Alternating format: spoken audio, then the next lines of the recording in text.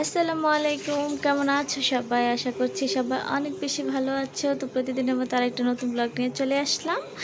আর এখন হচ্ছে দুপুরে রান্নাবান্নার সময়। তো আজকে বাসায় আমাদের মাছ দিয়ে এই যে কাঁকরোল আর আলু দিয়ে রান্না করা হবে। যদিও কাঁকরোল আমরা বেশিরভাগই ভাজি করে খাই, কিন্তু আজকে মাছ দিয়ে রান্না করা হবে। আমার খুব মনে চাচ্ছিল। এখানে মাছ ধুয়ে নেওয়া হয়েছে। এগুলো একদম দেখছো, একদম দেশি মাছ, লাল লাল। এটা কি রুই মাছ না? এটা রুই মাছ। মাছের নাম আমি জানি না, কিন্তু মাছটা যে একদম ফ্রেশ বোঝা যাইতেছে। একদম আমার প্রিয় গরুর মাংসটাও আছে, দেখছো। এটা এখন গরম করে নেওয়া হবে, তারপরে দুপুরে খাওয়া হবে অন্যান্য তরকারির সাথে। তো এই হচ্ছে আজকে আমাদের দুপুরের রান্নাবান্না। আবার চার ক্রেভিং হয়েছে, সকালে অলরেডি খাওয়া হয়েছে, তারপরে আবার ক্রেভিং হয়েছে। তো এখানে একটু চা করে নেওয়া হয়েছে। তো এখানে মাছগুলোকে আমি হালকা একটু মরিচ, হলুদ আর লবণ দিয়ে ম্যারিনেট করে নিয়েছি। তো এখন মাছগুলোকে আমি ভালো করে ভেজে নেব। যদিও আমরা একটু কড়া ভাজিটা খাই, অনেকে আছে হালকা ভাজিটা খায়, কিন্তু আমরা একটু কড়া ভাজিটা খাই। আমার পার্সোনালি আমার ভালো লাগে আর কি। তো যাই হোক, এখন আমি মাছগুলো ভেজে নিচ্ছি। দেখতে পাচ্ছ যে অনেকগুলো রুই মাছ আর কি এগুলো। আর এই মাছগুলো অনেক বেশি মজা ছিল, তোমাদের তো শুরুতেই দেখাছিলাম মাছগুলো কেমন লাল লাল পিস ছিল। তো এটা একদম ফ্রেশ মাছ, দেশি মাছটা আর কি। তো যাই হোক, এখানে মাছগুলো ভাজা হতে থাকুক, আর ফাঁকিতে আমি ওই পাশে আরেকটা তরকারি রান্না করে নিচ্ছি। আমার রান্না বান্না করতে অনেক বেশি ভালো লাগে, যার কারণে আমি রান্না বান্নাটা করতে পছন্দ করি। তো দেখা যায় যে একটু কাটা আমার একটু বিরক্ত লাগে। তো এটা যদি অন্য কেউ করে দেয় তাহলে আমার রান্না করতে অনেক বেশি ভালো লাগে। আর প্রতিদিন তোমাদের সাথে রেগুলার লাইফ শেয়ার করতে করতে এখন যদি আমি একদিন তোমাদের সাথে ভিডিও শেয়ার না করি আমার কেমন যেন লাগে। জানি আমার চ্যানেলটা খুব বেশি বড় না, তারপরও খুব বেশি ফলোয়ার্সও আমার নাই বা আমার সাবস্ক্রাইবারও নাই। তারপর আমার মনে হয় যে যতটুকু পরিবারই আমার আছে অনেক মূল্যবান আমার কাছে। আমি সবার কাছে যতটুকু পারি শেয়ার করি। হয়তো অনেকের ভালো লাগে, আবার অনেকের ভালো লাগে না, কিন্তু আশা করি সবার আস্তে আস্তে ভালো লাগবে। তোমরা সবাই পাশে থেকো, আমার পাশে থেকে আমাকে সাপোর্ট করো। তো ইউটিউবিংটা অ্যাকচুয়ালি আমি শখের বসে শুরু করেছিলাম। ইউটিউবিং যারা করে তারা তো ফেসবুকে একটা পেজও থাকে, তোমরা সবাই জানো। তো আমার দুইটাই আছে, আর দুইটাই সেম নামে।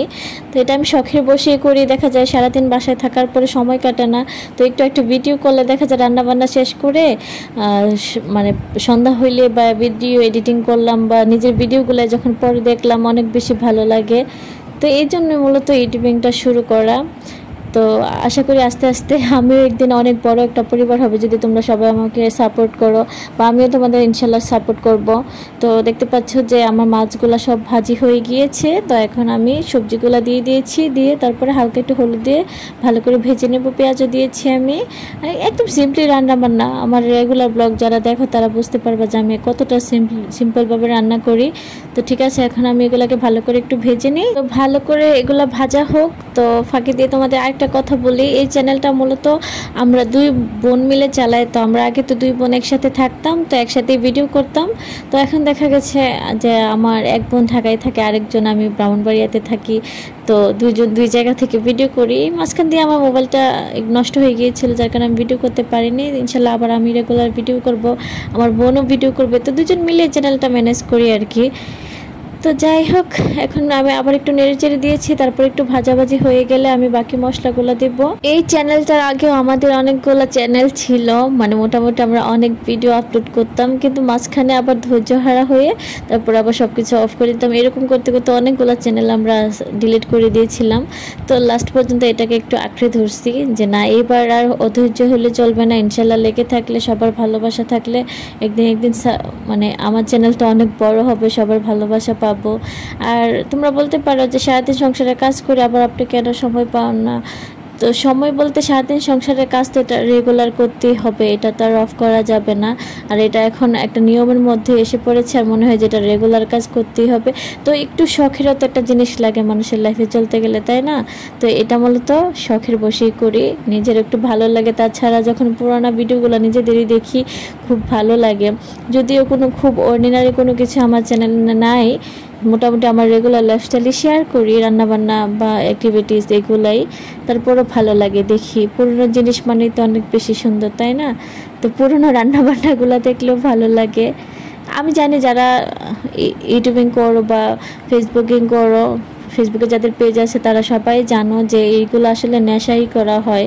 এগুলা মূলত ইনকামের উদ্দেশ্যে কম মানুষই চ্যানেল ক্রিয়েট করে, সবাই শখের বসে করে, পরবর্তীতে ইনকাম হলে তো এটা গুড লাক, ভালো যে এটা থেকেও কিছু একটা ইনকাম আসছে। তো কথা বলতে বলতে তোমরা দেখলে যে আমার সবজিটা ভাজি হয়ে গিয়েছিল।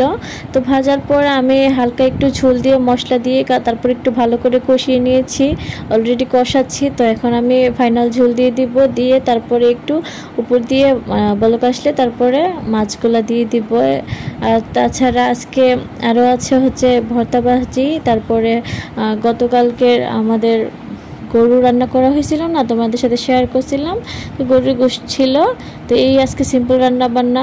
দেশের যে পরিস্থিতি, বাইরেও যাওয়া যাচ্ছে না, বাজারও করা যাচ্ছে। তো ঝোল দিয়ে দিয়েছি, তো ঝোলটা চেক করে দেখলাম যে একটু মরিচটা কম হয়েছে, তো যার কারণে আমরা উপর দিয়ে আর একটু মরিচ দিয়ে দিয়েছি। আমরা ঝালটা অনেক বেশি খাই, যারা আমাদের ব্লগ রেগুলার দেখো তারা জানো যে আমরা কত পরিমাণ ঝাল খোর। তো আমি মনে করি যে বাংলাদেশে সব মানুষই ঝাল অনেক পছন্দ করে, আমাদের রক্তেই মিশে গেছে ঝাল। তো ঝাল খাই, আমি প্রথম ঝাল খেতে পারতাম না, কিন্তু এখন আমি অনেক ঝাল খেতে পারি। তো ঠিক আছে, এখন আমি ঢাকনাটা দিয়ে তারপরে হাই হিটে তরকারিটা রান্না করব। তো দেখতে পাচ্ছি যে অলরেডি বলক এসে পড়েছে, মাছগুলো দিয়ে দিব। আর চুলাটা দেখে তোমরা অনেকেই ভাবতেছো হয়তো চুলাটা অনেক ময়লা হয়ে আছে, কিন্তু আসলে না, মাত্র সকালে আমি চুলাটা ধুইছি। আমি প্রতিদিনই রান্নাঘর ক্লিন করি, কারণ আমার ভালো লাগে না। তারপরও এত তেল চিটচিটে হয়, মানে খুব বিরক্ত হয়ে যায় মাঝে মধ্যে। তারপরে কিচ্ছু করে না, অভ্যাস হয়ে গেছে, যেটা করতেই হয়। এই যে দেখতে পাচ্ছ রান্নার পরে কিন্তু আমি আবার ক্লিন করব। যখন রাতে আবার তরকারি গরম করব তখন দেখা গেল যে আবার এটা ময়লা হইতেছে। তো এবার প্রতিদিন চলতেই আছে। এখানে তরকারিটা প্রায় হয়ে গিয়েছে, তো ঝোলটা একটু টেনে আসলেই তরকারিটা উঠিয়ে ফেলবো। এই যে দেখতে পাচ্ছ, তো ঠিক আছে। তো আজকে পটলের তরকারি, সরি কাঁকরোল, আমি পটল আর কাঁকরোলের মধ্যে সবসময় প্যাঁচ লাগাই ফেলি। তো এটা হচ্ছে ফাইনাল লুক। ক্যামেরাতে বোঝা যাচ্ছে না, কিন্তু তরকারিটা অনেক মজা হবে, ইয়ামি হবে, বোঝা যাইতেছে। আর ভাতও প্রায় হয়ে গিয়েছে। তো যাই হোক, আবার দেখা হচ্ছে তোমাদের সাথে খাবার সময়।